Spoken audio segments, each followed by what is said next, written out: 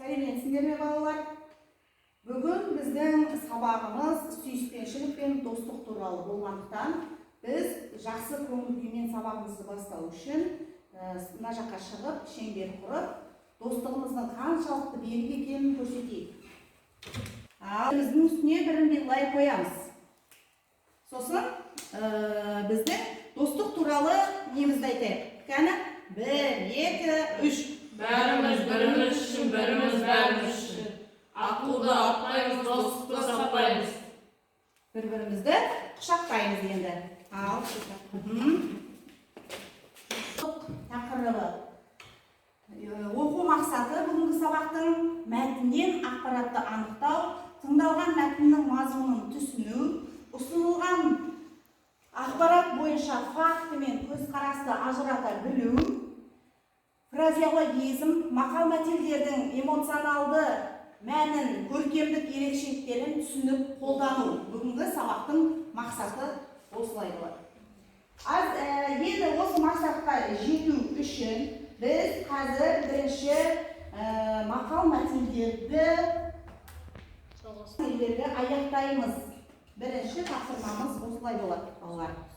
Сүйіспеншілік, достық, сүйіспеншіліктің қандай екенін одан алдыңғы сабақта да өткен болатынбыз.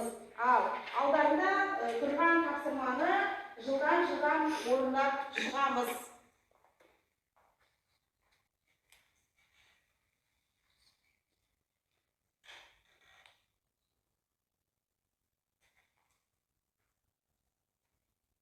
Бақытжан, бірінші бастай қой, бірінші мақалды оқи қой. Дос болса берік бол, досыңа серік бол. Дұрыс па балалар? Иә. Дұрыс екен, дос болсаң берік бол, досыңа серік бол деп айтып тұр екен. Екіншісі мұрат бол. Жақсымен дос болсаң, жетерсің мұратқа.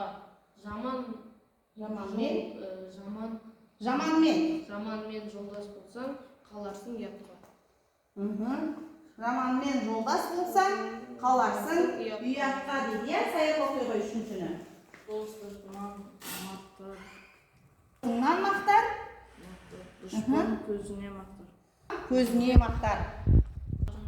Жаңа досың жанында болса. Жанында болса, ескі досың есіңде болсын. Ол әрқашанда сенімді.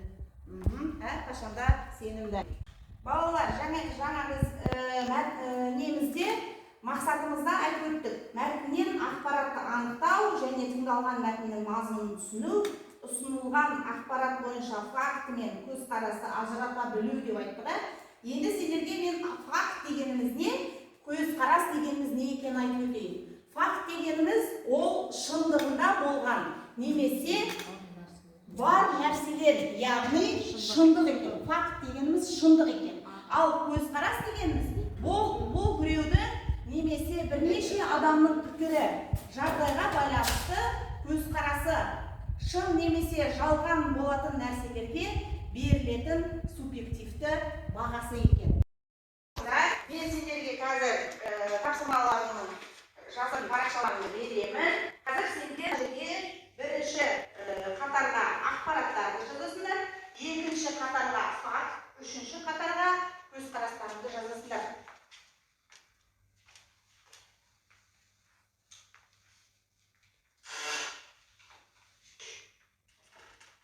Ал енді балалар тапсырма орындап болған болсаңдар, енді біз тапсырмаларымызды бір-бірімізбен ауысамыз. Бақытжандың саят тексереді, саяттың мұрасын тексереді. Бірімізге 5-тен 2-ге дейінгі балдарды қоямыз. Бақытжан жазды? Нешке жазды? Қатесі бар ма? Екі қатесі бар екен. Енді сонда 5 қой болады екен. Ол жоғары балл ғой. Жоғары баллымыз бізде 5 болып тұр ғой. Сондықтан қателескеткен саят сен 4 балл қою керек.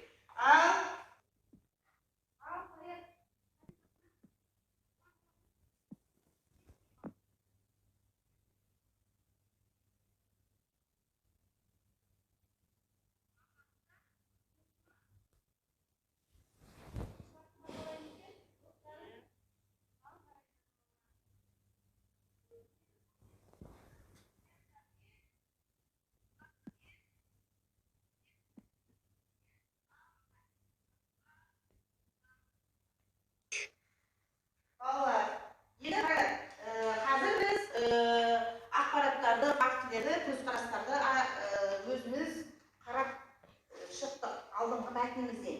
Енді бізге мынау ғалымдарымыз тағы да достық туралы өздерінің ойларын, пікірлерін жазыпты. Енді осымен сендер келісу, келіспеу нелерді салыстырмалы түрде жазасыңдар. Келісесіңдер ме? Қайсы ғалымның сөзімен келісесіңдер?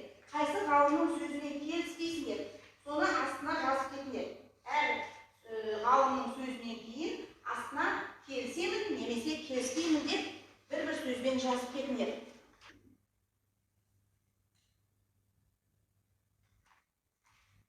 Ал енді балалар, қазір бұл тапсырмаларыңды қарап келісетін, келіспейтіндер туралы айтып кетіңдер. Бірінші сайт оқыш, бірінші алтын сөзін. Шынайы достық адамдары бір-бірімен терең, таза және адал қарым-қатынас қажет.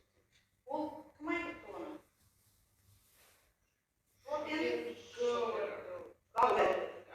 Шопенгауэр айтыпты. Онымен сен келісесің бе? Шопенгауэр не деген?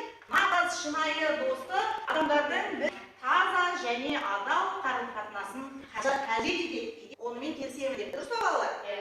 Арай, насыл екіншіні? Парсы жазушысы